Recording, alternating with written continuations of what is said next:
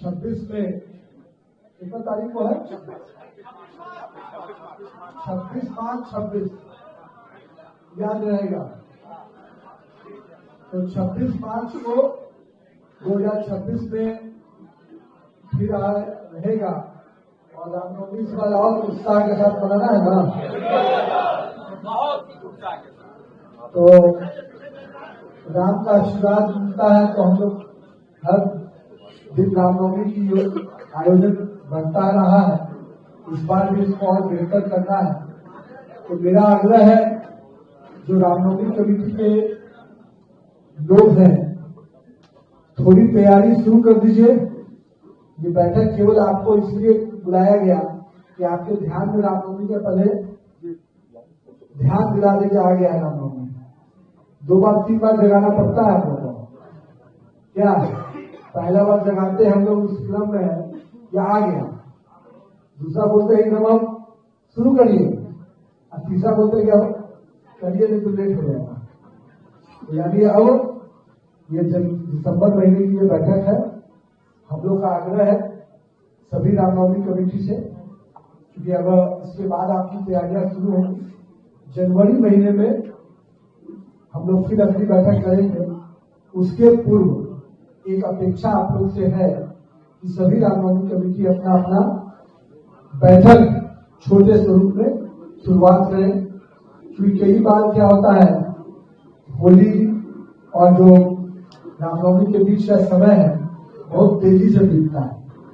बीच में शिवरात्रि भी आएगा, उस समय भी हम लोग कई पूजा कमेटी शिवरात्रि में भी सहयोग करते हैं, तो उसमें भी कई लोगों का समय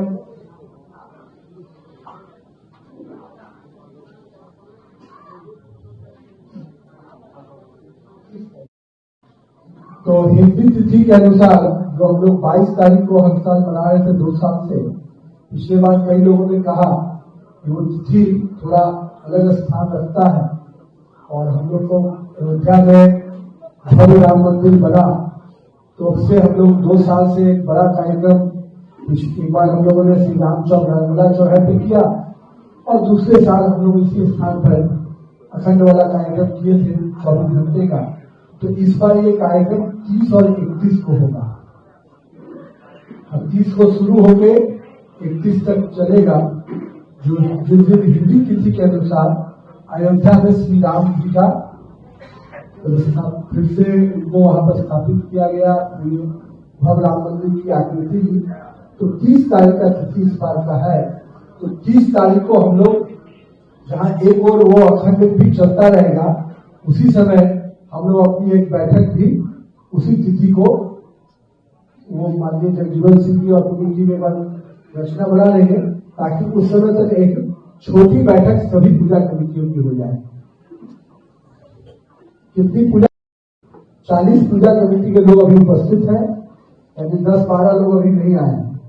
तो वो सब लोग चूंकि अभी साल के अंत का है, तो इसके बाद सबको आग्रह कर देना है कि 30 या 31 तक किसी भी हाल में हम लोग की एक बार छोटी बैठक अपने अपने रामनवमी कमेटी की हो जाए, ताकि स्टार्टिंग तैयारी हम लोग शुरू कर दें और उसके बाद जनवरी के बाद फरवरी में हम लोग बड़ी बैठक करके फिर सभी जगह तेजी से उसको शुरू कराएंगे।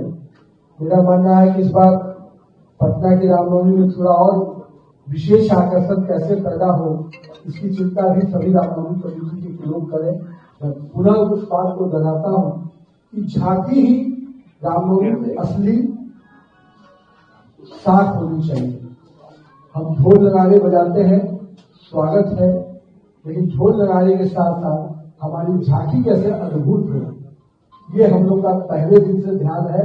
और आज जब रामनवमी करीब 15 वर्ष के ऊपर होने जा रहे हैं, 2010 में हम लोग शुरू किए थे और 2026 में 2 साल बीच में कोरोना कालखंड में रुका भी, लेकिन लगातार हम लोग अपने तरीके से उसकी तैयारी करते रहे।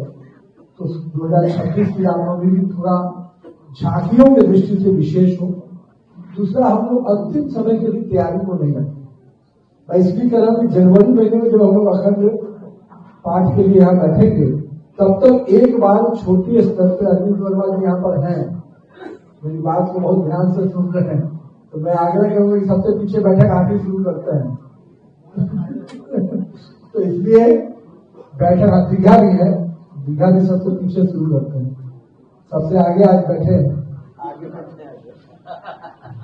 तो जो दो लोग सबसे पीछे शुरू करते हैं उनको चितकोरा का नाम है, भी पीछे वाला सिखाए। तो ये 3-4 लोग जो देर से शुरू करते हैं वो थोड़ा पहले जाग जाए, ऐसा हम लोग आग्रह करेंगे, ताकि जो आप कहिए वही हम लोग करेंगे। तो मेरा आप सबसे आग्रह है कि रामनवमी के इस बार के आयोजन को भव्य आयोजन किया जाए। हम सब का कहीं न कहीं सनातन के इस पूरे विश्व में हमारी परंपराओं को जीवित रखने के लिए, संस्कृति को बढ़ाते रखने के लिए रामनवमी का ये आयोजन, पटना के आयोजन को पूरे देश में लोग देखने लगे हैं। तो अब आपका दायित्व बढ़ जाता है, आपके अनुशासन की प्रक्रिया बढ़ जाती है। हम लोग का सौभाग्य है, श्री राम का आशीर्वाद है कि हम लोगों ने अनुशासित होकर व्यवस्थित तरीके से पिछले 16 वर्षों से रामनवमी की, और यही कारण है कि ये निरंतर इस प्रकार से बढ़ा है। 8 यात्राओं से शुरू करके आज 50 से अधिक यात्राएं आना, ये केवल इसलिए संभव हुआ है कि इस रामनवमी में व्यवस्थित और अनुशासित करके हम लोग ने चलाया है। तो मैं अभी भी उम्मीद करूंगा कि इस बार भी हम लोग झांकियों को अपने उसके पूरे जो हम महावीर ध्वज लगाते हैं पूरे शहर में, उस प्रकार से साज सज्जा होनी चाहिए। जो हिंदू नववर्ष का कैलेंडर हम लोग वितरित करते हैं वो भी मैक्सिमम घरों में कैसे पहुंचे। पिछले बार तक तो हम लोग कितना 50,000 पार कर चुके हैं, 50,000 से अधिक कैलेंडर बढ़ता है, इसको इस बार और बढ़ाएंगे। तो ये सब चीजें तभी बढ़ेगी जब आपका टीम मजबूती से खड़ा होगा। तो हम सबसे यही आग्रह करने के लिए आज बैठे हैं कि आज हम लोग रामनवमी की तैयारी को विधिवत रूप से आज शुरू मानते हैं, और आज से हम लोग सब लोग अपने अपने क्षेत्रों में इसको शुरू करें। किसी के मन में कोई बात होगा तो उसको हम लोग अगले बैठक में सुनेंगे, क्या ही सुनना है। आज तैयारी तो अभी शुरू किए नहीं, तो तैयारी शुरू करेंगे तब सुनेंगे ना। कुछ कमेंट ले लीजिए। तो ऐसा करते हैं, कुछ लोग अगर बोलना चाहते हैं उसका समापन संजय भैया करेंगे। माननीय हमारे प्रदेश अध्यक्ष बिहार की रामनवमी को, पटना की रामनवमी को इनका आशीर्वचन मिलेगा।